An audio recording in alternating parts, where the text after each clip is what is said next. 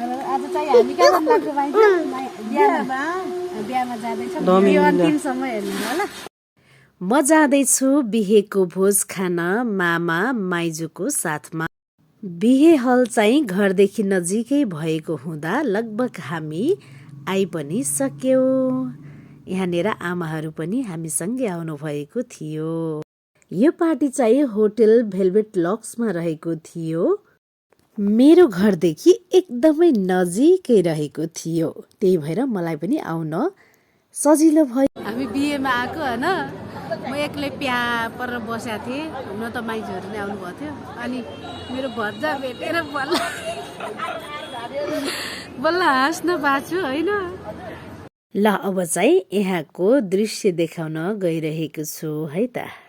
अब बिहेमा गइसके पछाडि त एकछिन रमाइलो गर्ने अनि फोटो खिच्ने भिडियो बनाउने त भइ नै हाल्यो। यहाँ चाहिँ हाम्री प्यारी पद्मा माइजू, हामी माइजू भान्जीले फोटो खिच्यौँ, भिडियो बनायौँ अनि निकै रमाइलो पनि गर्यौँ हामीले। अनि यता चाहिँ मैले मामा र माइजूको सुन्दर भिडियो पनि कैद गरिदिएँ। अनि यता हाम्री मायालु आमाहरू पनि हात हल्लाउँदै हाई भनेर मुसुक्क हाँस्दै हुनुहुन्छ।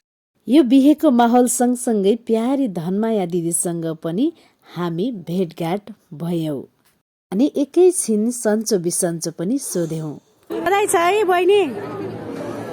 कविता बहिनीलाई फेरि पनि वैवाहिक दाम्पत्य जीवनको शुभकामना व्यक्त गर्न चाहन्छौँ। सधैँ सुखी र खुसी खुसीका साथ जीवन बितोस्। हाई बाबु भगर बोल्ला हाम्रो अब कहिलेको बेहुला रे कहिलेको बेहुला रे बाबु। यता चाहिँ हाम्रो देवर बाबुहरू है। ओहो हाम्री प्यारी दुर्गा बहिनी त यस्तो ब्युटिफुल भएर आयो कि बल्ल भेटाएन त। यहाँ चाहिँ हाम्री आमा दुलैकी आमा हुनुहुन्छ है। यता चाहिँ जल घुमाउने कार्यक्रम भइराखेको छ।